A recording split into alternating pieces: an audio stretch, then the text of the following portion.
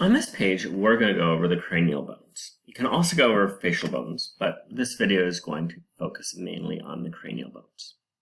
Now we have controls down here. The stop stops it. Play resumes. You can go left and right, or you can just grab it with your mouse and rotate it going left to right. That is what I am going to be doing. Now there are 3 labeled hotspots. This one is the inside of the cranial cavity. This one is the bones of the orbit, and there are some facial bones like the zygomatic, the lacrymale, and the maxilla here. And this is the nasal cavity, which has both cranial bones and the ethmoid, and a lot of facial bones.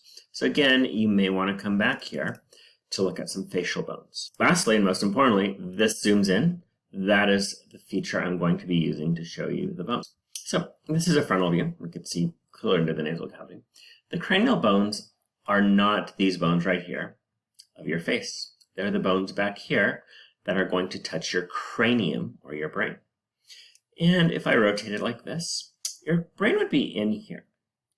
And the cranial bones are the frontal bone, this nice light blue bone right here. The parietal bone. So this is one parietal bone. I pulled the other one off so we could see it. The occipital bone is right here. We have paired temporal bones right there. They are the same color of salmon. And there's 2 more cranial bones that are hiding. This is the sphenoid bone right here. It is making up the mid-quarter or midsection of the cranial floor. And we have a bone hiding up here. So see, this is all the frontal bone. There's actually a bone that makes up a bunch of your nasal cavity that sticks through right here, called the ethmoid bone. And if we rotate here, so here's the sphenoid bone. It's making up part of your eye socket. Here's the ethmoid bone. It's making up the medial wall of the eye socket. Then if I zoom in here, the ethmoid bone is making up a big chunk of this nasal cavity. So the frontal bone has few landmarks. There is the supraorbital margin right here. We have the supraorbital foramen right there. And we have the zygomatic process right here.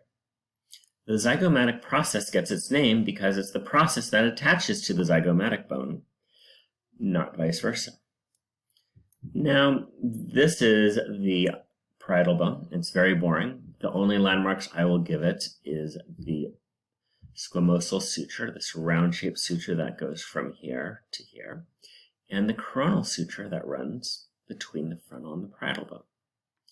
Now, the temporal bone right here is actually a lot of landmarks, and you'll probably have to see some of them on the facial bone skull because they'll be lying down. This is the temporal bone. This right here is the zygomatic process. Why? Because it attaches to the zygomatic bone. This right here is the external acoustic meatus. That is a passageway to the inner part of this bone where you have receptors for sensing, balance, and hearing. This is the mastoid process, 5 zillion muscles attached there. There's a little bone right there called the styloid process, or a little process called the styloid process on here. So I just cheated and went to the facial bones rotating model. This is the styloid process right there.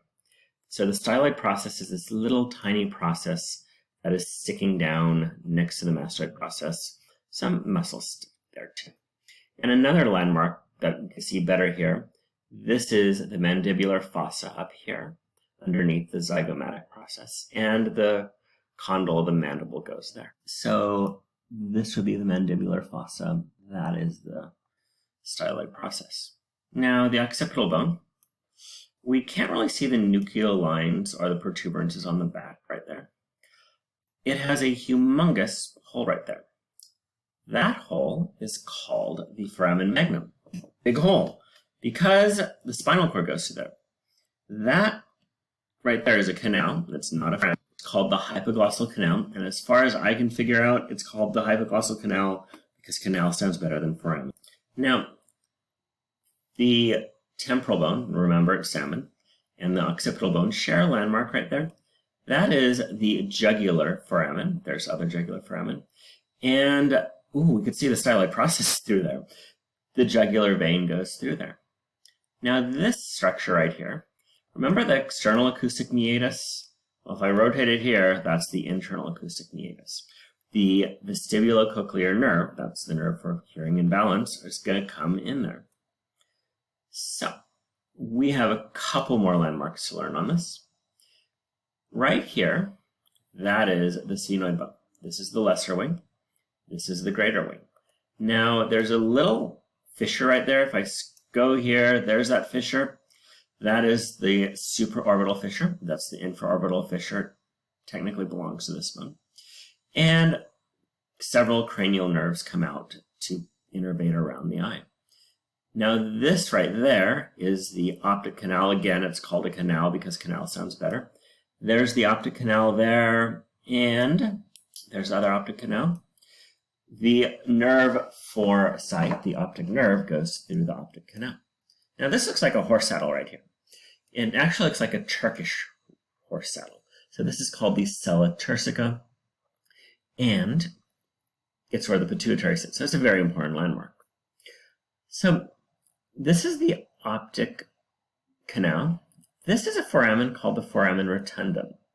So here's the other foramen rotundum. So it's down lower than the optic canal. And it is confusing. I was at the Academy of Science, and the docent was calling this the optic canal. And when everyone left, I nicely corrected her. My wife doesn't let me go up there anymore for some reason, but I nicely corrected her. Foramen rotundum, optic canal. Now we can see the other two foramen. There's a lot of foramen on this bone. This is the foramen ovale. It's oval shaped, so rotundum is round, ovale is oval shaped.